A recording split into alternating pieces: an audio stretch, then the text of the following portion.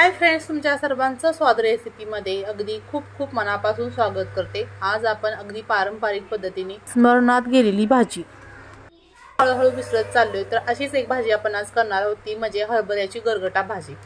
तर त्यासाठी मी प्रथम गॅसवरती तवा ठेवलाय आणि त्यामध्ये काही हिरव्या मिरच्या तोडून घेते। थोड्याशा लसणाच्या पाकळ्या आहेत 5 ते 6।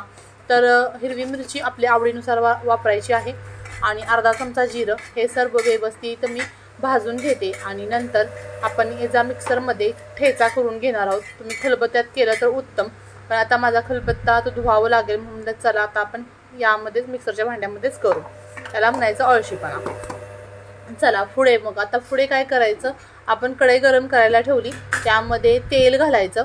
तर माझ्या लहानपणी माझी आई बऱ्याच वेळेला ही भाजी करायची। उन्हाळ्यामध्ये भाज्यांचं खूप शॉर्टेज असतं बघा, तर अशा वेळेत ह्या भाज्या हिवाळ्यातच स्टोर करून ठेवायच्या असतात आणि मग त्या उन्हाळी आपल्याला कामी येतात। तर त्यामध्ये एक मी मध्यम आकाराचा कांदा बारीक चिरून घेतलेला आहे, आता तो परतून घ्यायचा।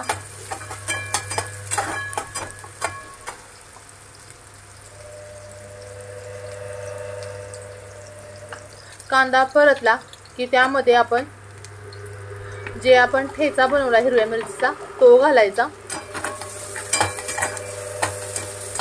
आणि ठेचा सुद्धा व्यवस्थित परतून घ्यायचा। त्यानंतर त्यामध्ये अर्धा चमचा फक्त हळद घालायची। फार कमी मसाल्यात ही भाजी होते, पण चवीला भन्नाट होते, तोंडाची चव वाढवते। तुम्ही एक भाकरी खाणार असाल तर तुम्ही तिथं 1.5-2 भाकरी खाता।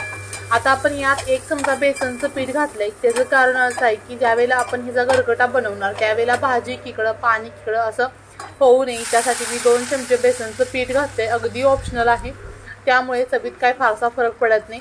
आता यामध्ये 1 ग्लासभर मी पाणी घातलं, चवीपुरतं मीठ घालून घ्यायचं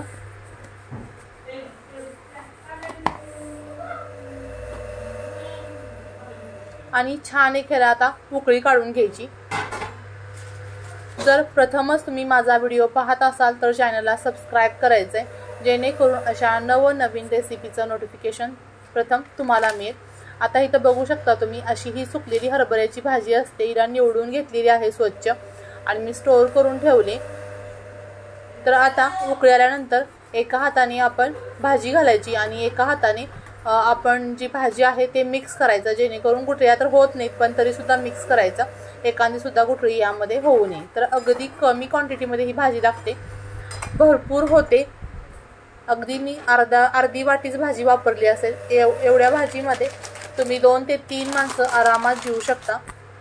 5-1 मिनिटं ही भाजी शिजवल्यानंतर आता आपण यामध्ये ओबडधोबड केलेलं शेंगदाण्याचं कूट वापरायचं, त्यामुळे आपली भाजी आणखी चविष्ट होते। आणि पुन्हा मी 2-1 मिनिटं फक्त शिजवून घेते।